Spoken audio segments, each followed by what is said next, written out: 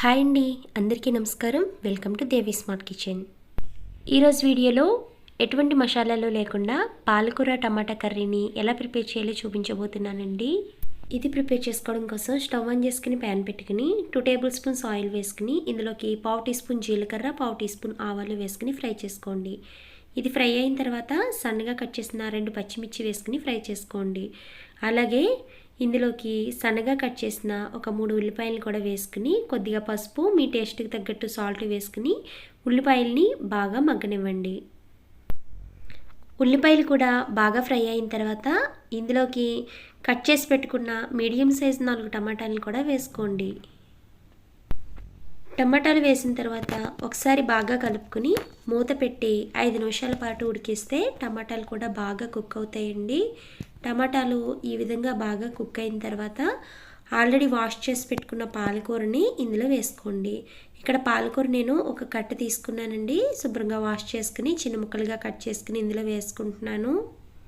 పాలకూర వేసిన తర్వాత ఒకసారి గరిటెతో బాగా కలుపుకొని మూత పెట్టి 5 నిమిషాల పాటు కుక్ చేయండి.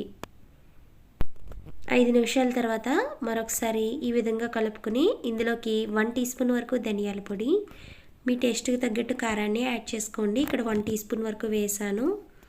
ఇప్పుడు ఒకసారి మొత్తం కూడా బాగా కలుపుకొని ఇందులోకి కొద్దిగా వాటర్ని యాడ్ చేసుకోండి. అంటే ఒక చిన్న గ్లాస్ వరకు వాటర్ని వేసాను. ఇప్పుడు దీన్ని మూత పెట్టేసి మరొక 5 నిమిషాల పాటు బాగా ఉడికించండి. ఈ కర్రీ మరీ పలుచగా ఉండకూడదు, అలానే మరీ గట్టిగా ఉండకూడదండి.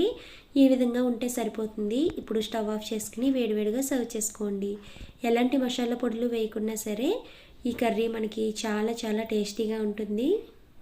ఈ కర్రీని మీరు కూడా ఒకసారి ఇంట్లో తప్పకుండా ట్రై చేయండి. ఇంతేనండి, ఎంతో టేస్టీగా హెల్తీగా ఉండే పాలకూర టమాటా కర్రీ రెడీ అయిపోయింది. ఈ వీడియో మీకు నచ్చినట్లయితే తప్పకుండా లైక్ చేయండి. అలాగే మన ఛానల్ని సబ్స్క్రైబ్ చేయండి.